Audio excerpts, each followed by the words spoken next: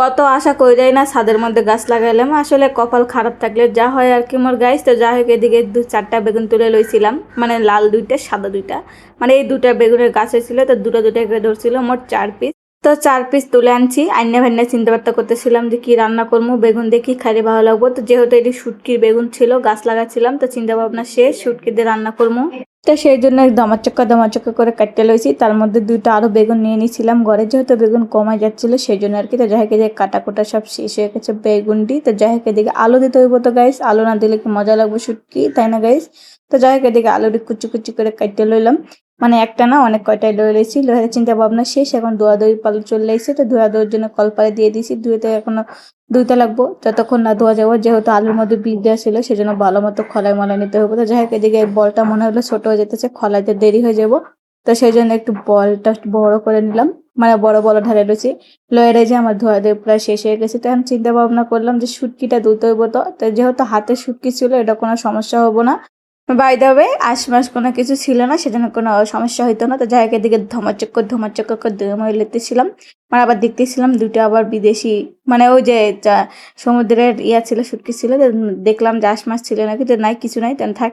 এদিকে এখন তুলে দিয়েছি, একটু তেল দিয়ে লইলাম, তার মধ্যে পেঁয়াজ আর কাঁচামরিচ দিয়ে লইলাম, তার মধ্যে রসুন দিয়ে লইলাম, মানে রসুন ছাড়া করবো। আর আমি আবার যে কোনো তরকারি আমাকে রান্না করতে গেলে আমার কাছে পেস্ট লেগে যায়, মানে মশলা বার করতে মন থাকে না। তো কাইটে মাইটে লইলাম, শুটকিটি দিয়ে দিলাম।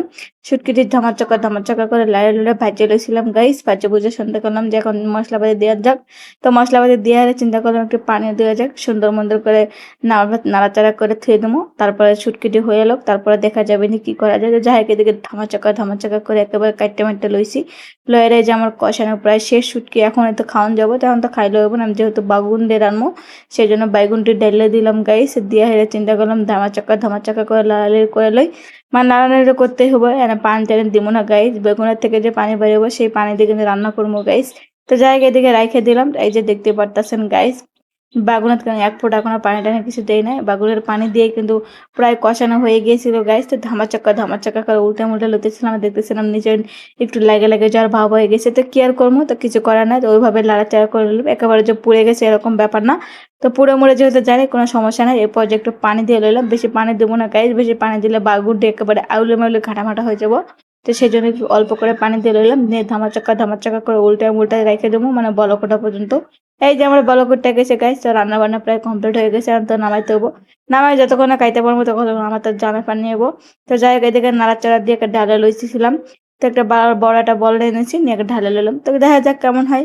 অবশ্যই দেখে তো মনে হচ্ছে লবণীয় লবণীয় ভাব, তাই না গাইস? তো যাই কেমন হলো অবশ্যই কিন্তু জানাতে পারেন গাইস। সবাই ভালো থাকবেন, সবাইকে টাটা।